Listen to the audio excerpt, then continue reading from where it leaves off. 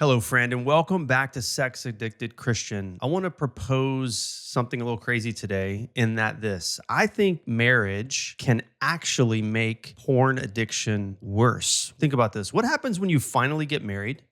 You finally have sex, or maybe if you're a sex addicted Christian getting married, maybe you've been having sex, but you finally get to have this sex that you've been waiting on. And you discover afterward, maybe not immediately afterward, maybe some weeks or months after the new relationship starts, you find that you actually still want and run back to porn. Maybe you've been telling yourself for years, friend, once I get married, this problem will finally go away. You'll have a wife, you'll have a real sexual relationship, you won't be sexually frustrated. These are some of the things you may be telling yourself, and you won't need pornography anymore. You're not going to need masturbation because you finally have the legitimate place for all those sexual desires to go. That probably sounds pretty logical to you today, I'm assuming. You believe you're watching porn because you want sex. Marriage will give you sex, and therefore, marriage would solve your porn problem. Yes? But what happens, friend, when it doesn't? What happens when you get everything you thought would fix it, and you're still hiding, you're still tempted, you're still returning to pornography? Now, friend, listen to this. You're not only dealing with the porn problem, you're also asking, what's wrong with me? Why didn't marriage fix this? Why isn't sex enough? Why am I still doing this when I finally have what I thought I needed? And that can become an incredibly hopeless place to live, because before you were married, you, friend, could attach your hope to some future circumstance or situation, and this was marriage for you. You could tell yourself that everything would change when you met someone, got married, and finally had sex. But then marriage comes and the problem didn't disappear. In some situations, friend, actually, listen to this, it actually can get worse. And I want to be very clear to you today on what I mean by that. I don't mean to say marriage causes pornography problem. Marriage doesn't cause pornography problems. Your wife doesn't cause pornography problems. And difficulty in your marriage, we'll talk a little bit about that today, does not excuse your pornography use. What marriage may have done, though, is expose, or what it will do for some of you that are unmarried, will expose that the problem was never simply needing to have more sex. It revealed to you, and it will reveal to you, that pornography has been doing something much deeper for you than you might have understood. And when marriage fails to deliver the freedom that you have expected it to give you, you have now felt more disappointed, more ashamed, more confused, and more hopeless than you did before. Those emotions became additional things that you wanted to escape. And where did you go, friend, when you wanted to escape? Where do we go as sex-addicted Christians when we want to escape? Some of us go back to the same behavior that we thought marriage was going to eliminate. And that's the cycle I want to help you understand today, okay? I want to explain why sex doesn't solve a pornography problem, why marriage can expose the deeper issues underneath that addiction, and how disappointment of marriage not fixing you can actually drive you further into that same behavior, okay? That's where we want to go today. Friend, before we do, two practical things I want to ask all of you to do right now. The first is this. If you're listening to this on Tuesday when it comes out, the Crush the Shame Challenge is starting tomorrow. You got 24 hours to join me for the Crush the Shame Challenge. If you're tired of promising yourself that this is going to be the last time, maybe you just masturbated, maybe you just looked at porn, you just went on a binger, and then you decided you were going to search on YouTube and find something to help you. I'm glad that we got here together. If you've decided this is the last time, but you found yourself back in that same place, this challenge is designed to help you, friend, begin understanding why you keep returning to pornography. We're not simply going to talk about trying harder. We are going to begin uncovering in this challenge what the behavior is doing for you, what keeps driving you back into this cycle, and what practical path toward lasting freedom can look like.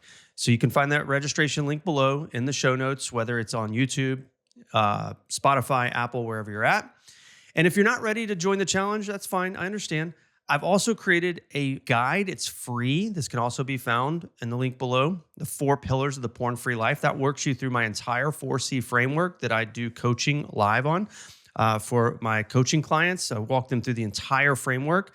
This guide introduces you to that, and you can just literally go through that guide on your own. I think the 4 pillars of the porn-free life is a staple for you in recovery, and so I'd love to give that to you for free as well. So look for both of those in the show notes below, whatever platform you are using. Okay, now let's return to this belief underneath all of this, okay? Reminder, you believe pornography is fundamentally about sex.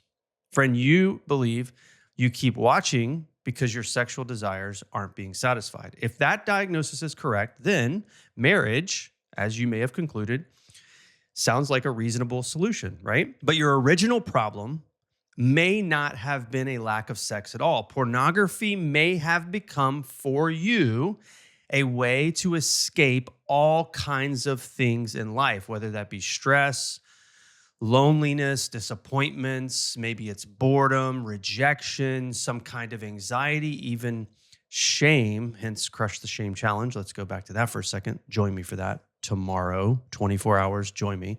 Okay, so you've been escaping something that you don't want to have to deal with. So sexual desire may be part of what's happening, sure, okay? We're all sexual beings, and sex is a real part of our sexual addiction, our sexual brokenness, but that isn't what I believe is the deepest thing that's going on in your life, okay? Pornography has become a way for you to escape the discomforts of your life, maybe the traumas in your life. Marriage, therefore, was never going to remove that need for escape. Just listen to that. I mean, even if we just stop there, if pornography is a way of escape from discomforts, difficulties, challenges, traumas, whatever that is, marriage is not the solution. That's just simple, obvious fact. Marriage may actually, for you, friend, bring more stress, more responsibility, more disappointments, more emotional complexity to your life. So if you never learn what you're actually trying to escape, the pressures of marriage may actually make pornography feel even more necessary than it did before. And that's where we need to begin, because pornography is not primarily solving a sexual problem. Listen to me. Pornography is not solving primarily a sexual problem for you, and so more sex can't solve the porn problem. So let's slow it down just a little bit and look at the assumption underneath all of this. If you believe that pornography is primarily sexual desire and you feel sexually frustrated and you won't release, pornography gives you that immediate experience, right, of that release. So naturally, you're thinking marriage will solve the problem, okay? But that explanation's too simple. Pornography, if it were only about sex, obviously marriage would solve it. Sexual access, if that were the real cure, right? Married men would have active sexual lives and they would never return to pornography. But newsflash, they do, okay? That could be you today, right, friend? You're here, married man, married woman, maybe, and you're like, I still do it. So sex didn't solve it. And that tells us something very important, right? That sex is a part of the picture. It's not the whole picture, right? We see this. It's a way of coping, a way of dealing with our stress, a way of dealing with loneliness, rejection, discouragement, boredom, anxious, overwhelm, all of those things. And that doesn't just happen, listen, that doesn't just happen consciously. You don't think to yourself, you don't sit down today. You didn't sit down today and you're like, I'm feeling insecure, right? I don't feel very secure today. I'm feeling a little insecure. Maybe I'm anxious. I think I'll look at porn. It happens actually much faster. I mean, we talked about this in the brain stuff, but because we teach ourselves these rituals, but something's happening. We feel discomfort and the mind, inside begins looking for relief. You've taught yourself these ways of behaving. And because pornography has worked before, you just go to it again. You say, oh, well, if pornography works, I don't mean that it helps you in a healthier, lasting way. I just mean for a few minutes, it actually does what you want it to do. It distracts you. It numbs you.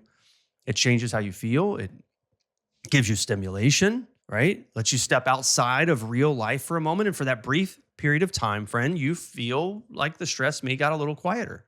The loneliness was a little less painful. The rejection wasn't quite as sharp. And from your brain's perspective, the behavior worked. Like looking at porn, masturbating, whatever your sexual choice is, it worked. Only for the minute, but it worked, right? But it didn't actually solve it. It didn't eliminate the stress or the conflict or the loneliness or the disappointment, right? It didn't get rid of it. It just let you escape it temporarily. And now you may also, in addition to that, now all of that stuff that existed that you temporarily escaped from, that has now given you this additional. We talked about this. We'll talk about this in the day one of our Crush the Shame Challenge, and we'll just talk about how like the shame cycle that we go through now, like we felt what we felt. We solved it how we wanted to solve it with the addiction, and that led to more guilt and shame and all the hiddenness. All of that guilt, shame, secrecy, another broken promise added on top of everything else that you were trying to escape. Now we have a new problem, and then the new problem becomes another reason we want relief. Now we've like doubled the problem. I love talking about this. The addiction trap with the shame cycle doubles our problem. We feel shame that we watch porn. We feel discouraged that we told ourselves we wouldn't do it again, and now we're doing it. We feel afraid, gosh, now what if someone finds out about this? We feel hopeless because we can't stop the behavior. What do you do with all that discomfort? Well, you probably go right back to pornography. This is that cycle feeding itself. This is crazy. If we can see this, oh my gosh, it's so helpful. We use pornography to escape pain. Pornography itself creates more pain. And then we use pornography to escape the pain that's created by the pornography. This is wild. Over time, this behavior can begin to feel less like a choice and more like the only response that we may actually know. So this is why I don't think it's ever enough for me to say to you or you to say to yourself, I just need to stop watching porn. Of course, we need to stop. But if you never understand why you're using pornography and what you're using it to accomplish, you are going to keep moving, or you're going to keep removing the behavior without ever addressing what's underneath it. And eventually, when the pressure becomes strong enough, you're going to go back to the same solution again. This, my friend, is why marriage is not going to fix your porn problem. It may give you access to sex, okay? And again, many of you are involved sexually already, or we wouldn't be having this conversation in some way, form, or fashion. Some of you are married and you're having married sex, great. But married sex is meant to be sex that is awesome and unashamed, right? It's like Garden of Eden, naked and unashamed. So we hope and wish that married sex is going to solve this problem. But friend, please listen to me. Marriage may give you access to sex, but marriage does not automatically teach you how to deal with stress, okay? It doesn't teach you how to deal with loneliness. It doesn't heal your rejection. It doesn't remove anxiety. It doesn't teach you how to process disappointment. This isn't a knock on our spouses. I mean, our spouses may be extremely beneficial in many ways of working through some of these things. It's not going to undo years of training our mind how to escape when life is uncomfortable, right? Because you can be married and still lonely. You can be married, you can still feel rejection, overwhelm, insecurity, bored, angry, ashamed, afraid, all the things. If pornography is the way you've learned to deal with those feelings, having a wife or a husband does not remove that pattern. It just simply brings the pattern into the marriage with you. So this, I want you to hear me. Marriage will fix my porn problem is a misdiagnosis, okay? That is the wrong conclusion to make. You thought the problem was you needed sex, but the deeper problem may have been one of these many things that we are talking about: discomfort, pain, disappointment, rejection, connection with others, escape. The list goes on, okay? So sex will never be enough. Marriage isn't going to change your circumstances. It doesn't change how you respond to your circumstances. And once you understand that, friend, you can begin to see why getting married sometimes will actually make the struggle worse. So once you recognize that pornography has been doing more than satisfying sexual desires, you can actually begin to understand why marriage actually makes this struggle feel more intense. Okay, so let's think about this for a minute. Marriage does not create pornography problems, but marriage does, friend, add pressure to your life. Okay, now you have another person who needs emotion. They have needs, they have emotions, they have expectations, they have experiences that matter very deeply. You may now be facing financial stress at times in your marriage, conflict, right? Misunderstandings, fatigue. If you have kids or you plan to have kids, now we've got parenting responsibilities. These are busy schedules, friends. I can't tell you how many things are on our family calendar. It is chaos, right? There's so much stuff. Even then, what about when your spouse has different sexual desires than you? Moments when you want sex and your wife doesn't, or you want sex and your husband doesn't. Moments where she wants emotional connection, but you feel too exhausted and overwhelmed to engage. Right? There are moments when you feel rejected, when you feel criticized, when you feel lonely.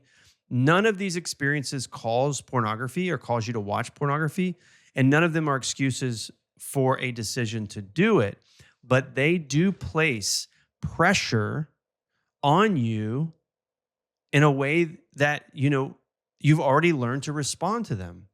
So marriage is actually going to bring more challenge. Marriage is great. I love marriage. I've been married for over 20 years. We have 5 children. Like, marriage is amazing, but hey, my porn and sex addiction stuff did not leave when I got married. And marriage has introduced a whole host of things, right, that are difficult and challenging as life goes on. So if you use pornography when you felt stressed before marriage, guess what? You're probably going to use it when you feel stress in marriage. If you use pornography when you felt rejected before marriage, guess what? Well, you're going to feel tempted when your wife says no to sex at times, right? If you use pornography as a way when you felt lonely, then you may reach for it during a season when you feel emotionally disconnected from your wife. Or if you use pornography as a sense of control, right? Some way to control things in your life, then you become especially vulnerable when marriage feels unpredictable or difficult, right? That is why I would not say marriage created a new problem. Marriage simply exposes for us a pattern that we bring into it. So you already had a particular way of responding when life became painful and uncomfortable, and now there's more opportunities. So before marriage, you assumed I'm using pornography because I don't have a sexual relationship, but now here we are, right?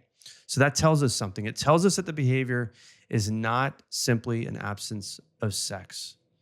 And marriage gives us just that very clear view of that. Marriage requires us to face disappointment without escaping. It requires us to have difficult conversations. It's going to require you to remain present when you would rather withdraw. It's going to require you to process frustration instead of immediately numbing it. All these ways that we've learned to live as single men and women, marriage is going to light a fire under those things. So understand, friend, that if you've trained yourself to do these things already, marriage is going to actually increase that tension. It's going to increase that. Okay? So I want you to hear me say that because I want you to know it's very important today that you understand that you can't solve this problem by sex. And I say that meaning by getting married. Because you think, I've heard it time and time again. Oh, well, when I get married, I'll not have to deal with this porn problem. Now, the encouraging conversations that I have are whenever men or women come into the room with me to talk through these things, and we're coaching these things out, and they're not married yet, but they found someone, and they say, I really want to get this under control before I get married. I think that's wonderful. That's a beautiful place to be. And maybe that's where you're at today, friend, is you're ready to do that. So marriage places more pressure on the emotional and spiritual weaknesses, right, that we have that we may never have addressed. And so before marriage, you may have believed the solution was still waiting for you. It was still waiting for you in the future. And you could tell yourself, once I get married, this will be different. But friend, we got to get this dealt with today. We have to get this dealt with prior to. Okay, so Once I get married, this will all be different. That's just totally a lie, right? And so once we get married, though, what ends up happening, right? It's this crazy thing. What ends up happening is now we're facing the addiction itself, but plus all the disappointments of discovering that marriage didn't cure it. So we get into marriage and then we feel ashamed, we feel confused, we may feel guilty, hopeless. All this becomes new pain. And so we use pornography now to cope with all those things. Cycle becomes stronger, marriage adds pressure, and this thing just increases. So returning to pornography to escape the very pain that pornography helped create, we ask this question, why did marriage make this worse? And that's just the wrong question. So if marriage didn't solve the problem, what actually has to change? Friend, if you're going to actually make the change, what do we need to change? Okay. The first thing that you have to do is stop waiting for your circumstances to become easier, right? Maybe before marriage you thought, once I'm married, I'll be okay. Now that you're married, maybe the thought has simply changed. Well, once our marriage gets better, I'll be okay. Or once we have sex more. I've heard that one a ton in the room.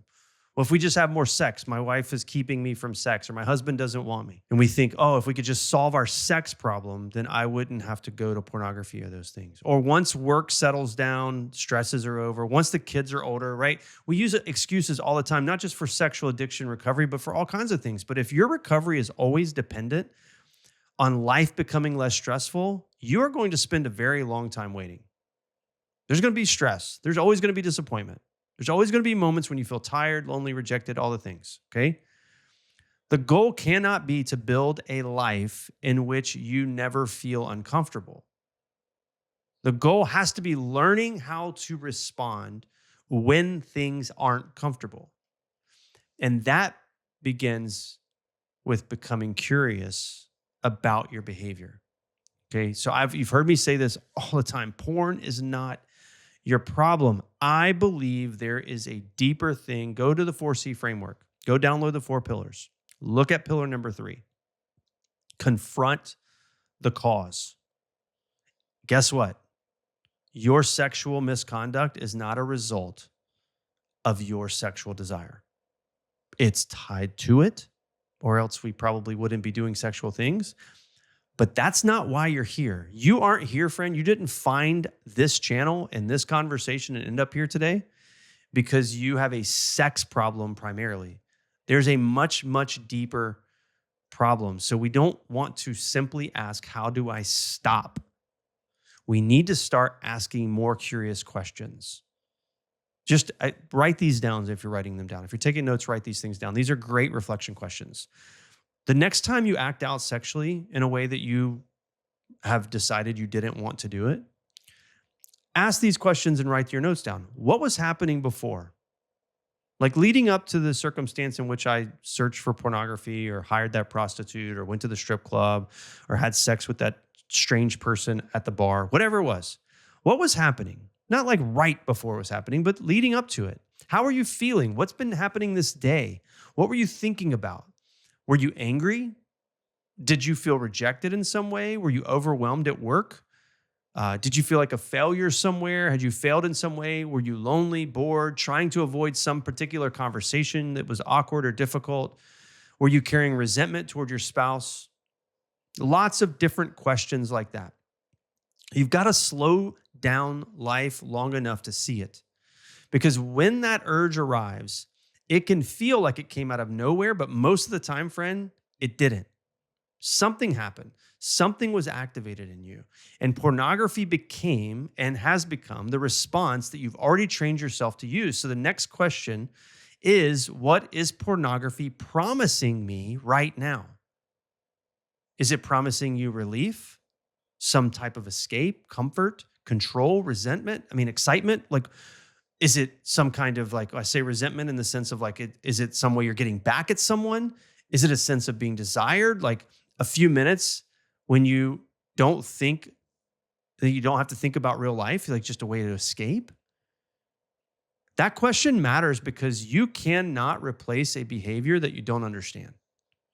If you only remove pornography but never recognize what you expected it to provide, you, friend, are going to eventually come right back to it. When life becomes difficult again, the old solution will begin to look attractive. That's why you can't get married, start having sex, and it does work. Trust me, I've seen it months, maybe a year, maybe not much, not too long after a year usually. But someone gets married, they have a lot of sex, and that distraction of sex keeps them from doing other sexual things. But the crazy thing and the sad thing is that sex was probably more about their addiction than it was about their loving connection with their spouse. Crazy thought. But this is why recovery requires more than like blocking, just blocking websites, making promises. Those things can be useful. We utilize them. That's the pillar 4, right? Create a plan. So you should create them. You should remove all those easy access points. You should make it harder to act impulsively. These are ways to like really, really help. But boundaries are not the same thing, friend, as transformation. A filter can interrupt your access to pornography, but it cannot tell you why you wanted pornography that night. It cannot help you process your rejection. It cannot teach you what to do with your anger.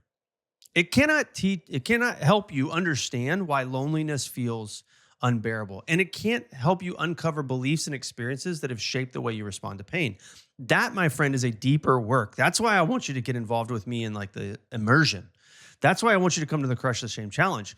We've got to do a deeper work. I'm not saying this is impossible. I'm not saying it's going to take years of work. I mean, it's going to take years of living, but it's not going to take all this crazy amount of work. These are pretty simple things that we can identify pretty quickly, but that's a deep work nonetheless. So the fact that marriage doesn't fix your porn problem doesn't mean that you're beyond help. It just means that you've got to step into this opportunity of stop waiting for an external solution to begin dealing honestly with a real, internal, deep-rooted problem. And that's where I want to bring this conversation to a close for us today. So let me land this as clearly as I can. Marriage has not failed you, friend. Sex has not failed you. Your wife or your husband has not failed you. You expected marriage to solve a problem that was never designed to solve. You thought the problem was a lack of sex, but if pornography had become your way of escaping stress, loneliness, rejection, disappointment, shame, pressures in life, then getting married was never going to remove that deeper issue anyway. It simply was going to expose it. And that exposure can leave you feeling extremely defeated because now you have what you thought you needed and you still feel stuck. I want you to hear this. That does not mean you are hopeless, friend. It means that you finally have the opportunity to stop waiting and to start addressing what you need to address. You don't need a perfect marriage before you can do this. You don't need more sex before you can begin changing. You don't need circumstances to become easier. You need, friend, honesty. You need to understand what pornography has been doing for you. You need to recognize what happens in this process as that urge and temptation comes. You need to learn how to face your discomforts without escaping. You need people in your life that know the truth. You need a practical plan for moments when the old pattern starts to pull at you. That's where freedom begins, okay? Not when you get married, not when your sex life becomes exactly what you hoped it would. That's not where your freedom is going to come, right? You have to stop asking sex and or marriage to carry a weight for you that it was never meant to carry. Marriage exposed your porn problem. But exposure doesn't have to be the end of your story, friend. It can be the beginning of real recovery for you. So if you're sitting here thinking, I got married and I still can't stop, I don't want you to walk away from this conversation feeling condemned. I want you to walk away understanding that the continuation of the struggle into marriage is telling you something extremely, extremely important. The problem is deeper than sexual access. And because of that, because it's deeper, the solution has to be deeper than that too. You're not simply trying to eliminate a behavior. Porn is not your problem. You're learning what your heart is reaching for in difficult situations. You're learning how to respond differently. You're learning how to live honestly. You're learning how to experience discomfort without immediately escaping. And ultimately, what you're learning, friend, is that Christ offers you more than temporary relief. Jesus is offering you transformation at the deepest level. That's the hope that I want to leave you with, but we have to get there. Friend, you've got to hear me. We can do that work, okay? Marriage may have exposed it, but Christ is not moving away from you now that it's been exposed. And this can be the moment, friend. This can be it. This can be the moment when you finally stop waiting for marriage or stop hoping one day that marriage will fix you. And you can begin right now, friend, you can begin walking towards a true freedom. If you're ready to stop waiting for it, marriage, sex, better circumstances to fix this, I want to help you. I'm here. That's why I'm here. That's why I'm shooting free videos and putting them on the internet and putting them on Spotify and Apple, because I want to invite you. I'm sending out a signal. Hey guys, I can help you. I can help you. I help people all week, every week for decades now, walk through their sexual brokenness into freedom. So join me tomorrow. Sign up right now for the Crush the Shame Challenge, and we will start that journey. It is a phenomenal event, getting amazing results for my clients and coaching clients. So join me for that. We're going to uncover what keeps driving the cycle and build a practical path toward lasting freedom. Registration link is below. If you need a free place to begin because you don't want to spend the $47 to join me, it's crazy, 47. You probably spent more on that than on pornography recently, or even wasted it at Starbucks. $47 to sit in the room and learn for 3 straight days. Or the $147, join me for VIP, get an extra hour a day of live coaching. But if you don't want to spend the money, that's okay. That's fine. No big deal. I've given you a free place to begin with the 4 pillars of the porn-free life. That link is below as well. Guys, download it. Send me an email. Find me on Instagram. Send me an email, jimmy@sexaddictedchristian.com. I'd love to hear from you. I want to hear from you. Join the mailing list so we can communicate. I am here for your freedom. I want to guide you in that direction. I can't do it for you, friend. You've got to choose it. You have to choose it, but I can help you. I can show you how to find it. Come join me on this journey. I'm here for your freedom. I love you a ton. And friend, I can't wait to see you again on an episode real soon. Till next time.